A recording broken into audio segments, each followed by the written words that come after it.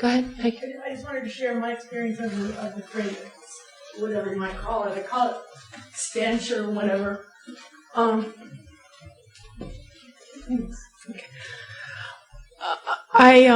There was some people that said we should go down. There was all the clubs in that area were closed, and so there was a man who was like a party promoter or whatever, and he's I don't know if anyone's heard him, but he's John Perry Barlow.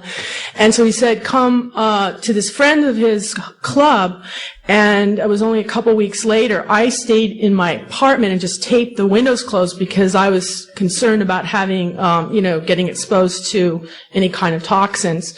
But I decided just to do it and go down there because I guess everyone was very depressed and just to be with other people. And the club had air cleaning devices, so you could only smell that when you were, they turned those on for the party, so you could only smell the smell when you're outside. And I had a reaction which was that whenever I smelled that smell, my throat would become extremely irritable, and I would feel like my glands would start to swell. My glands in my throat would immediately start to swell. And so anyway, I had a drink there. I had Lagavulin. I'd never tried it before, and there was a certain taste in it, and it was like it tasted just like the smell. Okay, so I thought, oh, I guess it's really benign after all. I guess it's just like a peaty smell, or it's like a peaty thing that you might get out of a cask from of a scotch. And I thought that was what Lagavulin tasted like. And then, later, maybe some weeks later, actually downtown, I was laughing about it. I said, it tastes just like the smell. And people were looking at me like, you're crazy. Why are you even drinking it? But I guess I'm very slow. I hadn't figured that out. And so I tasted it another time. I tasted scotch downtown Lagavulin, and it had the same taste. And my theory is that the corks were off. They had the whole, so that obviously somehow it had gotten into the drink, whatever it was. Because later, maybe a few months later, I tried it uptown, and I realized that the Lagavulin doesn't have that flavor in it, for what it's worth. And so. Would you say the smell could be like a moldy, musty kind of smell? No. That was the idea. It wasn't exactly like that, but, it could pass for something like peaty or musky. Okay. Mm-hmm. That's very informative, very helpful. Thank you very much. We'll talk more about that. Why did it change Tracy's hair and not Peggy's? It does some strange things. How do you know it wasn't the other way around? Well, folks talk about, many of my photos have this like orangish tint to them, the ones I got from the FEMA site. Here's the picture I was describing while we're waiting for the reboot. This is about a block or so north of the WTC complex, and you can see the toasted cars over there in the lot burning away. So it isn't a whole lot after Tower 1 went poof. The sky is clear blue, but if you notice, around the feet of these people, you see this fine, fuzzy dust. I term that fuzzy fuzzballs. That's different than fuzzy blobs. Fuzzy blobs are eating on things. Fuzzballs are just this cloudy thing around the feet. You could say, okay, these people are just stirring up dust that's already settled out, fine powder. How could it have settled out that fast? The cars are just getting up to speed with their burning. So why would you have dust settling out of the air down to the ground? You can have dust settling out very rapidly under the influence of electrostatic field. And then immediately it starts coming up? No, I wouldn't think so.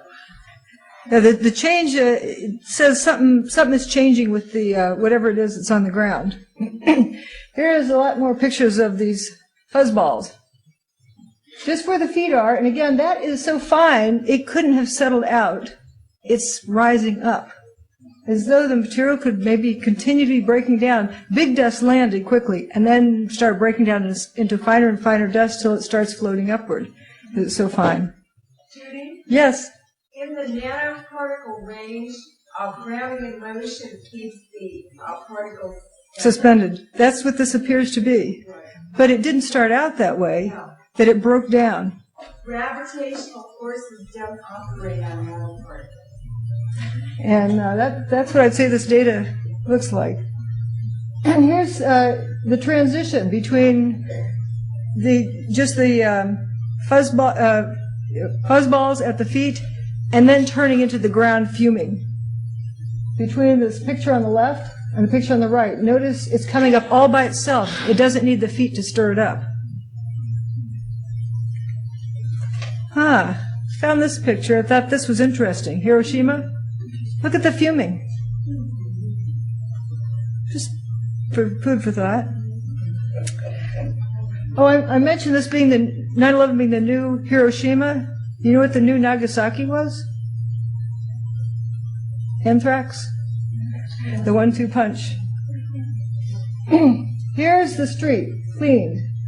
Street sweepers out scrubbing the streets, in the way, impeding emergency vehicles. Aren't they down there looking for survivors? No, they're scrubbing the streets first. And here in this picture on the right, it looks like they scrubbed it with a toothbrush. Out here, but there is some crud over here. It's very clean. But on 9/11, they started cleaning the streets, or at least wetting down this fuming. People might start asking questions. You can use the molten metal myth at ground zero, but this is a block or two north. Why are the streets fuming? Better scrub them down quickly. And you've got a hose job. Continually. Yeah, the streets were clean enough to eat off of. Constant scrubbing. But notice there's some haze in the background. There's always this fumes coming up. More street scrubbing. At a construction site, why don't you wait until you're all cleaned up and then scrub the streets? But they're fuming. You scrub them, nobody notices they were fuming. But what do you do with the lawn, the front yard? You bring in potting soil. This is in front of one of the WFC buildings that was across the street from Tower 1. This looks like brand new potting soil brought in. Why would they dump that on the front yard? There was a terrace, a little bit of a terrace lawn out front. Yeah, that's too good. They're planning on doing some, landscaping. How did the dirt get inside that fire truck? It's, inside the cab. Of course, we don't know what happened to the engine block here either. And all this dirt spilling out. And then we have the bucket brigade. I do not know what in this bucket is so important that they need this bucket brigade. But look what they're standing on. Dirt. Brand new dirt. Lots of dirt. But where did it come from? The plaza level of the WTC. This is over by, I think that's building 5 and building 4 in the background. We're out standing over the plaza level area. And where's all this dirt from? Mountains of dirt. Look at this dirt. A nice pile. This is from the 13th. Just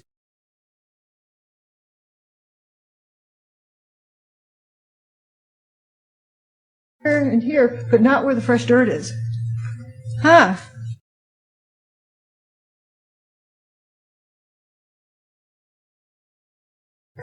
Cover them with dirt.